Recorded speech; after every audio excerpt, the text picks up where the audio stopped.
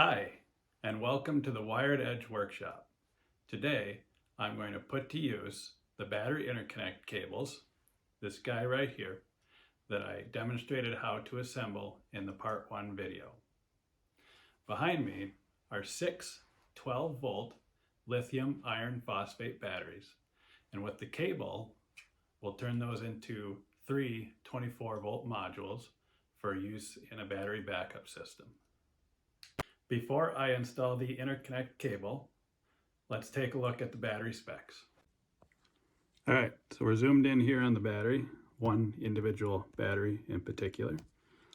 And this is the nameplate of the battery. It gives us some important information about the battery. So first we have the manufacturer, Valence. And then we have, move that cable there. We have the battery chemistry, lithium phosphate battery. We have the model. We have the nominal voltage rating, 12.8 volts. The total amp hour rating of the battery, and the total energy capacity of the battery in watt hours. We need 2 more pieces of information that the nameplate does not give us. So we need to know the discharge rate and the charge rate of these batteries so that we can verify the inverter and charger are paired well with these batteries. So we take our model number, look up the data sheet, and find out that the discharge rate of these batteries is 150 amps continuous and 300 amps peak for 30 seconds. And then the charging rate is less than or equal to 72 amps at 14.6 volts. And that's recommended. The charging rate can be higher, but over time you will begin to degrade the battery. With that information, we know that our inverter and charger are paired well with the battery bank. Now that the overview of the batteries is complete, I will go ahead and install that battery interconnect cable. All right, so to install the interconnect cable, I need the cable, obviously. Need a couple of copper washers, and then my battery hold down bolts. And the cable will connect battery 1 and battery 2 together, and our positive and negative post over here. And then in the end, we'll have 24 volts across this positive and this negative. So we'll snake the battery across underneath, so we'll pull these things out. We'll slip these under. I use a copper washer to space the battery lug off the battery because there's a lip here, and without that washer there, I end up putting stress on the plastic and then stress on the wire, so that helps to space it out.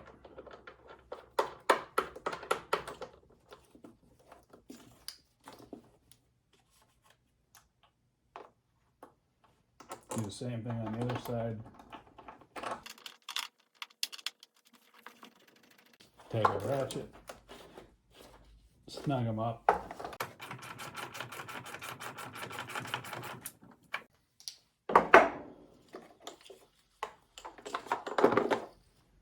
And that's how we install the cable.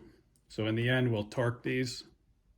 There's a torque spec on them that the data sheet gives, but I have to pull them off this bench, and I'm not carrying them in pairs.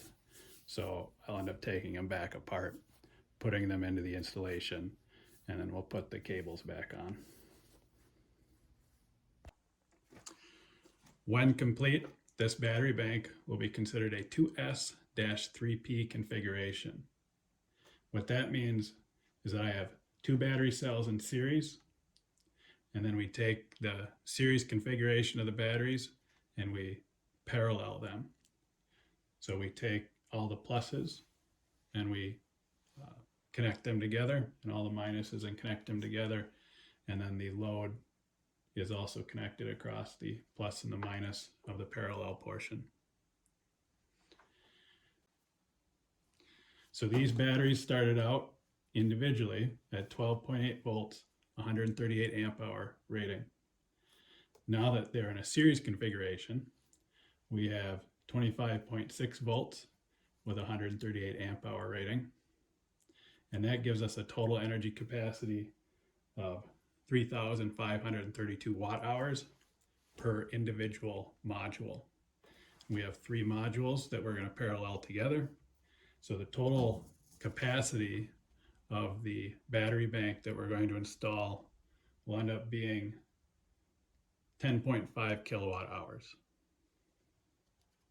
And since these are lithium ion battery, we can safely take them down to 80% depth of discharge. So we can extract 80% of the total energy available. And at 80% depth of discharge, we have a total usable energy of about 8.5 kilowatt hours.